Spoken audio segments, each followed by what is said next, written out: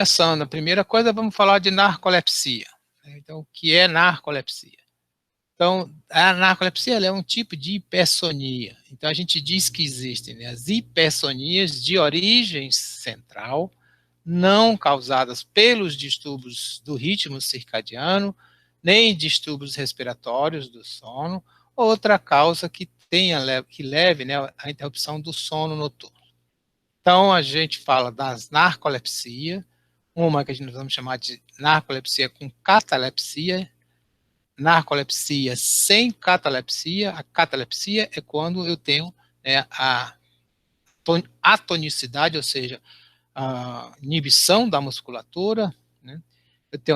Eu posso ter uma narcolepsia causada, né, por algumas doenças médicas, narcolepsias inespecíficas, as hipersonias recorrentes, que já não é mais a narcolepsia, é uma hipersonia, a hipersonia da síndrome de Klein-Levy, a hipersonia que tem algumas relacionadas à menstruação, as hipersonias idiopáticas, de sono prolongado, né, com ou sem sono. E o que eu queria chamar a atenção é essa daqui, né, que o indivíduo tem uma síndrome do sono insuficiente induzida comportamentalmente.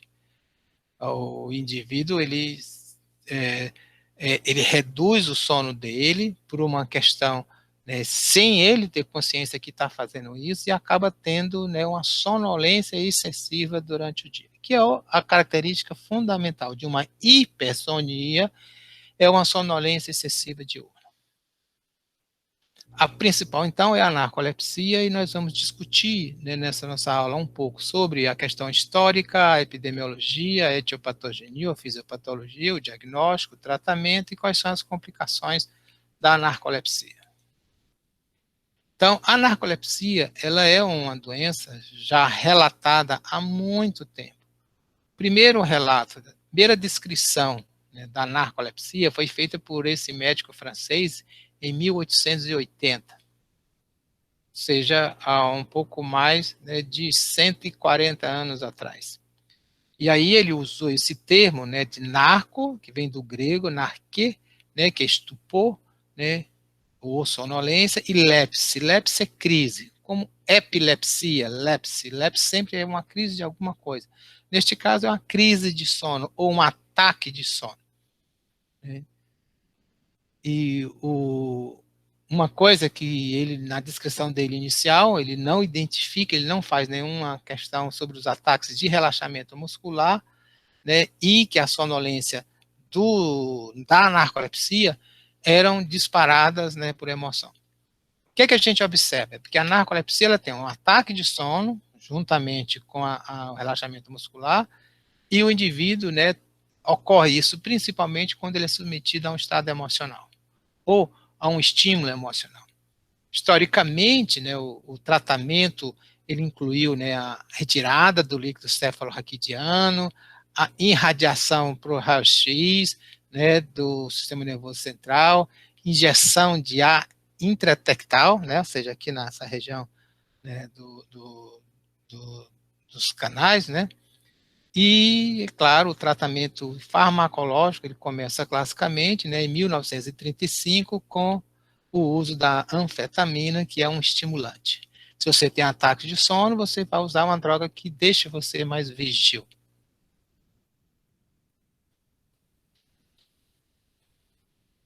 Então, a narcolepsia ela é um transtorno neurológico, neurodegenerativo, né, focal, e que se manifesta tanto no sono e na vigília, que é isso que a gente vai ver, né, aqui na nossa característica.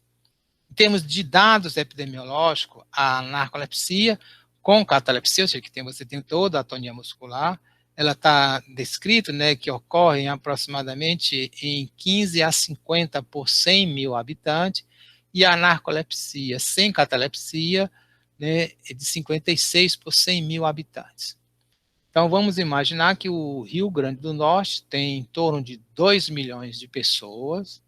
Então, se eu tenho 2 milhões de pessoas e é em torno de 15 a 50, vamos botar 20, né, casos, né, vamos botar aqui uma média de 20 casos por 100 mil, né, se eu tenho 2 milhões de habitantes, né, então eu vou ter aí, né, um caso, né, de aproximadamente 4 mil pessoas, né, no estado do Rio Grande do Norte, né, que tem narcolepsia. Provavelmente deveriam ter narcolepsia. Então, não é uma doença muito rara, é uma doença de uma prevalência bastante elevada, considerado dentro de uma doença, né, que tem uma característica genética bastante definida.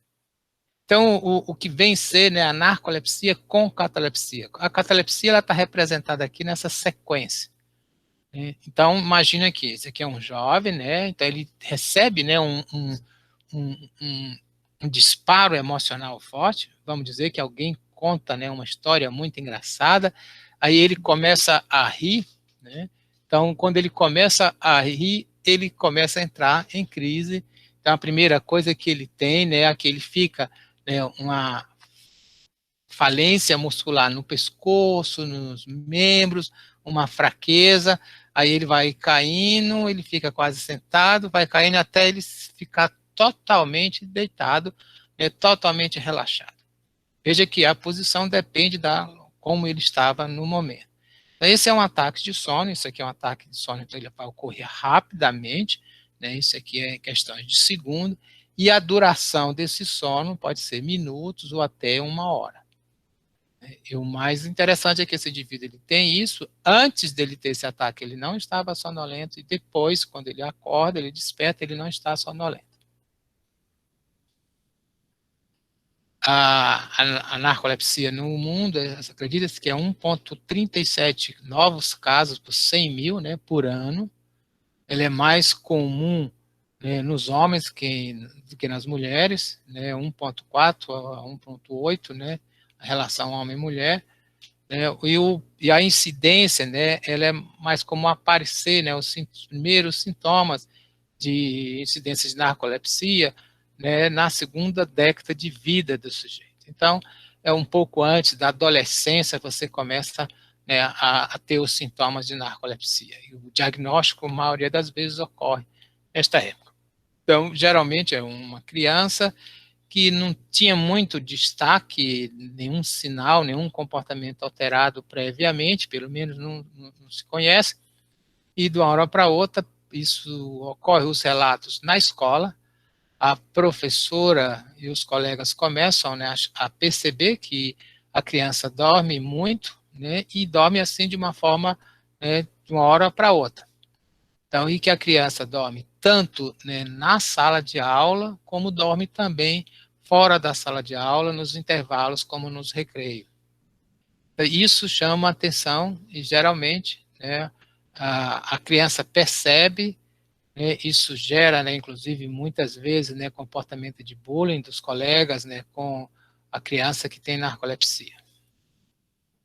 A fisiopatologia, né, da narcolepsia, vamos relembrar como é que é a neurobiologia, né, do sono. Então, nós vimos lá esse modelo, né, que a gente chama, né, o modelo mútuo entre, né, o VLPO, que é o núcleo ventrolateral preóptico, que está lá no hipotálamo, e o SARA, né, ampliado, que é o sistema ativador reticular ascendente, e que a gente tem aqui os neurônios indutores do sono, lá no VLPO, e os neurônios indutores da vigília, lá no tronco cerebral, o lóculo cerúleo, os núcleos dorsal da RAF. Ambas essas vias são inibitórias, então isso aqui é essas sinapses são mutuamente, né, inibitórias, e por elas ter esse processo, a gente chama esse mecanismo do tipo flip-flop, ou de gangorra, né, como a gente chama. A gente sabe que, né, os indutores, né, aqui, né, da vigília, e os indutores do sono, eles são determinados por alguns elementos, né? Então, aqui a gente sabe que, no caso dos indutores da vigília, o principal grupo de neurônios está aqui localizado no hipotálamo lateral, que é o terceiro ventrículo, então aqui eu estou no hipotálamo, então esse aqui é o hipotálamo lateral, e aqui eu tenho a orexina, né? Ou seja, os neurônios produtores de orexina são neurônios indutores desses neurônios aqui, dos lóculos cerúleos e do núcleo dorsal da RAF, que são, né, indutores da vigília e inibidores dos neurônios indutores do sono. Já esses neurônios aqui, eles são ativados, né, pelos neurônios que estão lá, né, captando, né, adenosina, E também, né, ambos, tanto, né, os indutores do sono como os indutores da vigília, são modulados pelo nosso relógio biológico, o núcleo supraquiasmático, né? Então, esse é o modelo. Então, se eu tenho um ataque de sono, se eu tenho uma dificuldade de manter em vigília, eu já vou imaginar que o problema vai estar aqui, nesses grupos de neurônio de orexina. Aqui eu tenho uma síntese disso, né, desse modelo, né, de flip-flop, né? Então, o que eu tenho? Aqui eu tenho os indutores da vigília e os indutores do sono. Então, eu tenho aqui os neurônios da orexina que ativam aqui. Quando eles ativam esses neurônios, o que é que ocorre? Eu tenho uma vigília. E quando esses neurônios inibem esses neurônios, deixa de ter ativação, eu mantenho o sono. Aqui, para ter os ataques de sono, é porque esses neurônios estão deficientes, então predomina o lado, né, do indutor do sono. Para o diagnóstico, a narcolepsia a gente vai dividir em dois tipos, né? O tipo que a gente chama tipo 1, que é a narcolepsia que a gente sabe que é em relação à deficiência da produção de orexina ou do receptor de orexina. Existe um outro tipo que a gente chama narcolepsia do tipo 2, que a gente não tem exatamente uma causa, né? Quando a gente mede os níveis de orexinas, parecem serem normais, os níveis de receptores parecem normais, então a gente como se fosse uma narcolepsia idiopática. O quadro clínico é uma sonolência extrema diurna, né? Então tem aqui a sonolência diurna, a catalepsia, né, que é, né, essa questão de você ter o ataque de sono. Então vamos ver essas duas coisas, e essas são as mais comuns. Então, a sonolência diurna são os primeiros sintomas, em 90% a 94% dos casos. Então, geralmente, como ocorre em crianças, né, ou seja, na pré-adolescência, é o que você vai ter muita sonolência durante a sala de aula, né, a criança também vai dormir muito em casa, né, ela vai ser a principal queixa, né, e é o sintoma que vai deixar mais incapacitante o sujeito. Imagine uma criança, né, com sonolência, dormindo exageradamente em sala de aula. Então, isso dificulta o processo de aprendizagem, ele não consegue interagir bem com os amigos, é essa sonolência que vai fazer com que ele tenha bullying, então você tem uns problemas, de interação social. E, é claro, a narcolepsia é uma desordem que começa, né, na fase, né, jovem e a gente se mantém pelo resto da vida. Então, o que ocorre? Imagina num caso do universitário. Eu já tive a oportunidade de acompanhar alguns casos de jovens na universidade, aqui a pedido, né, do setor, né, de estudantes, né, com necessidades especiais, e duas garotas com narcolepsia. O grande problema é que elas tinham dificuldades, né, de rendimento em decorrência da narcolepsia, porque elas dormiam muito na sala de aula, principalmente quando, né, as aulas eram, né, colocadas no horário de 1, né, às 3 da tarde. As características da sonolência excessiva, né, se você tem a sonolência, né, de intensidade constante ou variável, né, e a duração de até várias horas. Claro que a sonolência não é toda a vida, né? Os ataques, eles são irresistíveis, né, esses ataques de sono, né, o indivíduo não consegue controlar, ele sonha mesmo em períodos breves, então você dorme pouquinho e ele sonha muito. Essa é uma queixa do paciente com narcolepsia.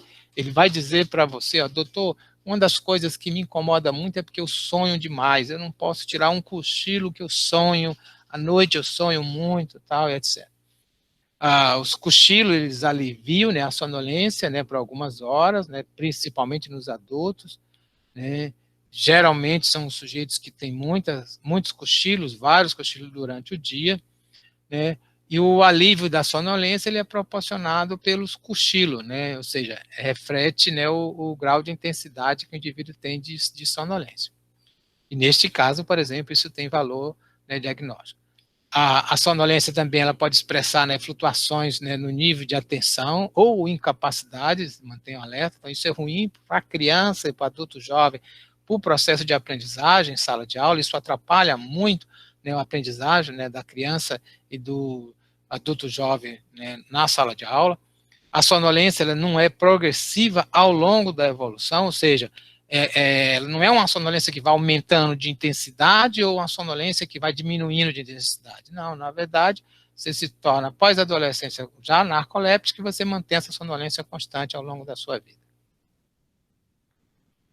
E o que nós chamamos de catalepsia, né? Então, esses são os episódios súbitos, recorrentes e reversíveis de fraqueza muscular da musculatura estriada esquelética que vão ocorrer durante, né, a vigília. O único músculo que não tem, né, esta, né, fraqueza ou tem essa atonia é o diafragma. O indivíduo continua respirando normalmente, embora ele passe a respirar muito devagar. Esse problema da catalepsia é que gerou muitas controvérsias e gera ainda hoje relatos de que pessoas, por exemplo, foram enterradas, né, vivas, tais, etc. Por quê? Na verdade, esses indivíduos, quando eles entram em sono, eles entram num episódio de sono REM, que é por isso que tem essa atonia muscular, e às vezes então eles ficam com dificuldade de serem acordados, respiração, né, às vezes bem baixa, e aí as pessoas sem treinamento acham que a pessoa, né, fez falecer. Na verdade não é isso, na verdade o indivíduo está em sono. As características do ataque, né, ela é de uma atonia axial ou a pendicular bilateral. O que significa axial? A musculatura dorsal, né, então o indivíduo ele vai descendo, ele não cai para frente ou para trás, ele vai desmoronando, né, como se fosse uma implosão. O que desencadeia nesse ataque, né, são as emoções, um riso, um susto, ou raiva. Não é só emoções positivas, também emoções negativas, mas principalmente emoções positivas são o fator, né, mais disparador de um ataque de catalepsia, são as emoções positivas. A duração ela vai de segundo até 10 minutos, né? O indivíduo, né, pode se manter, né, uma consciência no início, mas depois ele perde totalmente. A capacidade auditiva e compreensão preservada no início também do ataque. Né? Ele é um término súbito, né, e o indivíduo não tem uma confusão mental ou uma amnésia, como ocorre no caso, por exemplo, de um ataque epiléptico. O indivíduo que tem um ataque epiléptico, uma convulsão, né, um ataque epiléptico, né, de uma epilepsia, né, de ausência, né, que parece, né, pode se parecer com uma catalepsia, o indivíduo acorda sonolento, desorientado, totalmente confuso. No caso da catalepsia, não, ele acorda como se nada tivesse acontecido. Tá? E o padrão respiratório durante a catalepsia, ele é normal. E aí tem aquilo que nós chamamos de alucinações hipnagógicas ou hipnagógicas ou hipnopônicas, né? Que são o quê? Na verdade, a gente sabe que durante o sono REM, né, ou seja, quando a gente está falando aqui de sono REM, né, eu tenho a atividade onírica, que são os sonhos. Então, os sonhos nada mais são do que uma alucinação. E o ataque de narcolepsia, né, ele é exatamente um ataque de sono REM. Então, o que a gente, né, os pacientes relatam muito é que um pouco antes de iniciar os episódios de sono, ele tem alucinação, o que a gente chama de alucinação hipnagógica, ou logo depois, né, quando ele termina, quando ele desperta, logo no início, ele tem alucinações também, que nós chamamos de alucinações hipnopônicas. Ou seja, o indivíduo está aqui, ele pode estar sentindo um cheiro, e antes de dormir, aquele cheiro aumenta a intensidade e tal, e o elemento já não está mais presente, e etc. Para fazer o diagnóstico da narcolepsia, né, a gente, né, tem uma coisa importante. Aí a gente vai sempre precisar fazer uma polissonografia, né, é importante para a gente ver, inclusive, a distribuição, né, dos estágios, a duração, né, do sono REM. Espera-se que esse paciente com narcolepsia ele tenha um sono REM, né, grande, né, muito duração, ele tem, inclusive, o sono REM, né, bem mais antecipado. Aqui no caso, né, o indivíduo com teste de latência múltipla, eu vou explicar esse teste de latência múltipla, tá? Então, o teste e a avaliação subjetiva da sonolência, né? Também os testes genéticos, que a gente sabe que alguns pacientes, eles têm, né, uma marcação para esse, né, a genotipagem, né, esse gene, que é o HLA, o DBQB1, né, 0602, né, e também você pode dosar, né, a hipocretina, né, do tipo 1, né, no líquido. Né. Esses são testes mais complexos, a avaliança subjetiva é super fácil. Aqui você precisa fazer, né, tanto o teste de latência múltipla como a polissonografia num laboratório de sono específico. E o que é que se espera numa polissonografia? O que é que você encontra, né, numa polissonografia?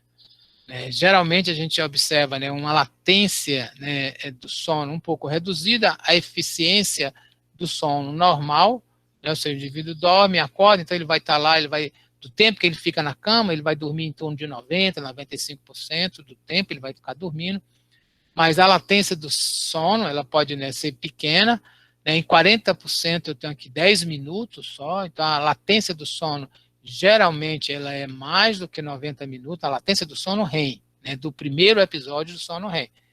Então, no caso dos indivíduos com narcolepsia, 40%, né, já tem o meu primeiro episódio do sono REM depois de 10 minutos que iniciou o sono. Alguns 75% com 60 minutos e 10% com, né, 100 minutos. Há um aumento do despertares, né, e despertares um pouco mais longos, de 2 minutos. Por que a gente fala desses aumentos, né, dos despertares? Porque, na verdade, é mais fácil você ser despertado durante o sono REM do que, né, durante o sono profundo. E os pacientes com narcolepsia vão ter mais sono REM do que sono profundo. Há uma coisa importante que você aumenta, né, as transições entre os estágios do sono e vigília. Neste caso, por exemplo, você encontra essa transição da vigília passando, né, para o sono REM. Todas as vezes que eu faço um exame polissonográfico, o que eu vejo, né, um resultado, né, que o indivíduo ele sai diretamente da vigília para o sono REM, isso, né, é um indicativo que o indivíduo tem narcolepsia. O aumento do tempo acordado após o início do sono, né, ou seja, ele pode despertar e ficar acordado sem problema nenhum, e ele também tem esse aumento do estágio 1, que é o estágio de transição. Se você aumenta as transições, eu vou acabar aumentando, né, o estágio N1. Como é que a gente faz, né, o teste de latência múltipla? Né, como é que ele é feito? Né? Então, na verdade, é uma polissonografia, você prepara o indivíduo para a polissonografia, isso é feito durante o dia. Então, na noite anterior, você faz uma polissonografia para ver se o indivíduo dormiu bem. Né? Então, se ele dormiu bem aqui na noite no laboratório, aí ele vai continuar o dia inteiro no laboratório e ele vai acontecer o seguinte, né, vai ter uma duração de 30 minutos, né, ele vai deitar, você vai pedir, né, que o indivíduo deite, né, e ele vai ficar, né, aproximadamente, né, 20 ou 15 minutos. Né, então, a cada 2 horas ele faz um evento desse. Tá? E você pede, por exemplo, para os sujeitos, né, ele mover os olhos, piscar, apertar os dentes, tá, etc., para você ver os registros, né, e aí você vai fazer isso ao longo, né, do tempo. O que você vai medir é o que a gente chama, né, da latência para o sono REM, né, ou seja, os episódios do sono REM nos primeiros 15 minutos de sono. Então, o que é que você tem? Você tem aqui, né, o indivíduo vai ficar 20 minutos e espera que ele, nos primeiros 15 minutos desses 20 minutos, ele tenha, né, ele possa ter um episódio de sono REM. Então, o que a gente observa é que logo nas primeiras da manhã você tem baixo episódio, você vai aumentando. Então, essa latência ela é muito curta, né, quando a gente vê um paciente com narcolepsia. Enquanto um paciente normal, muitas vezes a gente nem encontra nenhum episódio de sono REM nesses cochilos, né, pequenos de 20 minutos. A outra questão que a gente, né, trabalha, né, é a questão da avaliação subjetiva, da sonolência, né, que aí a gente usa escala, né, tem a escala de sonolência de Epworth, é a mais utilizada, em que você tem questões em que você faz uma avaliação se o indivíduo, né, tem facilidade para dormir ou para cochilar, se ele está de frente a uma televisão, lendo um livro, né, sentado no carro no motorista, né, no banco do passageiro, né, ao lado do motorista, e o trânsito está muito lento. Né? São questões desse tipo, e aí você faz uma pontuação. Aí, do mesmo jeito que eu falei, né, a questão das dosagens bioquímicas, fazer essa dosagem, né, desse gene, né, o HLA-DBQ, né, 0602, e também dosagem de hipocretina. E o tratamento da narcolepsia, né? O tratamento da narcolepsia, ele não tem um tratamento para você curar o paciente, pelo menos por enquanto. Então, o tratamento ele vai ser controlar os sintomas e melhorar a qualidade de vida. Qual é o sintoma? É sonolência diurna. Então, você precisa controlar a sonolência diurna, né? Então, o tratamento comportamental, né, que a gente vai falar, né, os cochilos, as medidas sociais, né, o suporte psicológico e o tratamento farmacológico. Então, para cada um desses aqui, vamos ver como é que é feito para a gente, né, tratar, né, um indivíduo que tem narcolepsia. Os cochilos, né, eles devem ser prolongados ao longo da vigília, principalmente um pela manhã e um outro à tarde. Por quê? Na verdade, assim, se o indivíduo ele faz um episódio de cochilo, ele vai provocar uma diminuição da sonolência, né? Então, diminui a sonolência diurna e também diminui, né, a probabilidade do paciente ter um ataque, né, de sono, né? Ou seja, entrar em sono.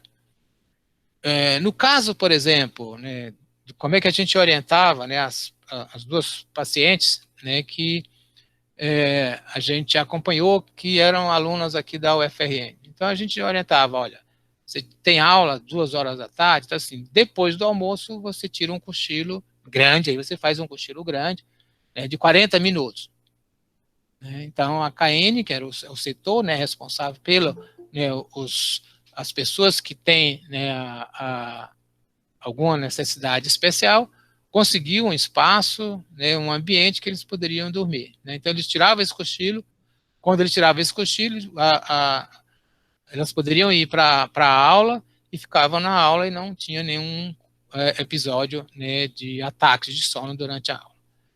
Se deve fazer, né, um cochilo pela manhã, uma outra tarde, né, para você, né, evitar. As medidas sociais, né, então evitar trabalhar em turno, né, em qualquer lugar de trabalho, qualquer tipo de trabalho que ela esteja fazendo, seja um trabalho que permita com que ela possa cochilar no trabalho, então isso é importante. Então, é claro, vai depender muito da profissão, né, da pessoa. E a pessoa vai entender, né, ela precisa saber disso, que, né, ela vai ter isso ao longo da vida. Ela vai ter dificuldade, né, de poder dirigir, porque ela pode ter um ataque, né, de sono dirigindo. Ela não vai poder trabalhar com máquinas pesadas que, né, possam ter problemas de risco de vida para ela e para os outros. E é claro que precisa de um suporte psicológico. A primeira questão, né, é esse suporte psicológico, ele tem que ser precoce, tem que ser ainda quando criança. A criança, é preciso que você ensine a criança e dê, né, condições para que essa criança aprenda, né, o que é a doença dela, né, e se empodere, né, de que ela é uma pessoa que tem algumas limitações, né, tem esse problema de sono, mas que ela pode ter uma vida mais ou menos, né, normal, né, e pode, né, ter várias outras condições, né, que ela vai poder, né, sobreviver, né, vai poder estudar, né, vai poder trabalhar, vai poder ter vida social e etc. Então, esse suporte ele tem que ser logo jovem, quando criança, para essa criança, né, não ficar com a restrição social, que a tendência geral desses pacientes com narcolepsia, dessas crianças, é se isolarem, né, porque os outros colegas, né, a criança faz muito isso, faz muito bullying, e uma criança que tem ataques de sono, isso se torna, né, uma coisa, uma piada, né, na sala de aula, né, e o suporte psicológico é exatamente para bloquear isso. E, é claro, esse suporte psicológico tem que intervir também na escola, porque o processo, né, de formação, né, dos professores nas escolas, para as orientações e o cuidado é importante. Também é preciso ter um suporte psicológico, né, uma orientação para a família, né, tanto para os pais como, né, também para os irmãos e etc., para dar um suporte, né, para essa criança. E o tratamento farmacológico é substâncias químicas que sejam estimulantes, né, do sistema nervoso central, substâncias que nos mantenham, né, mais em vigília, né, para o controle da sonolência, né, excessiva. Esse é o fundamental. A gente ainda não tem drogas, né, que façam, né, que sejam excelentes agonistas, por exemplo, da orexina, né, para usar na narcolepsia do tipo 1, mas está sendo estudadas e a gente espera que isso possa, em breve, ter esses medicamentos disponíveis.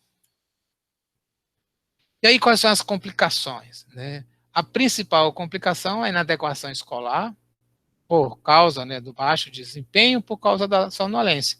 Ou seja, a necessidade, uma característica comportamental fundamental para o processo de aprendizagem é a atenção. E essa atenção na criança com narcolepsia, com sonolência excessiva, vai ficar reduzida, a aprendizagem fica reduzida. Isso é importante. Profissional, né, ou seja, algumas profissões ele não vai poder, né, escolher. A questão social também pode atrapalhar, porque as pessoas às vezes, né, ficam inibidas, né, até por sair, tem medo de ter os ataques de sono, mas, né, eu já conheci um colega, né, aqui de Natal, inclusive, ele é um profissional da área de saúde, que ele tem narcolepsia, ele vive muito bem, a primeira coisa que ele faz, né, entra numa roda, ele conta que tem narcolepsia, que não se preocupe, né, que se ele tiver um ataque de sono, não tem problema, né, pode deixar que ele acorda tranquilo. O risco de acidente de trabalho e de trânsito, isso é importante. E quais são as comorbidades? Né, as comportamentais, né? A depressão, né, também pode, né, ter esse transtorno comportamental do sono REM, né, ou seja, por causa do excesso de sono REM, pode ter transtorno alimentar, gerar obesidade, né, a síndrome, né, a apneia obstrutiva do sono, né, cefaleia, né, isso tudo tem uma correlação grande, né, nesses casos dos pacientes com narcolepsia. Então, você não só precisa tratar a narcolepsia, às vezes você precisa também tratar, né, a apneia, você precisa que o paciente de narcolepsia ele não pode ser obeso, né, tudo isso a gente precisa estar ajudando.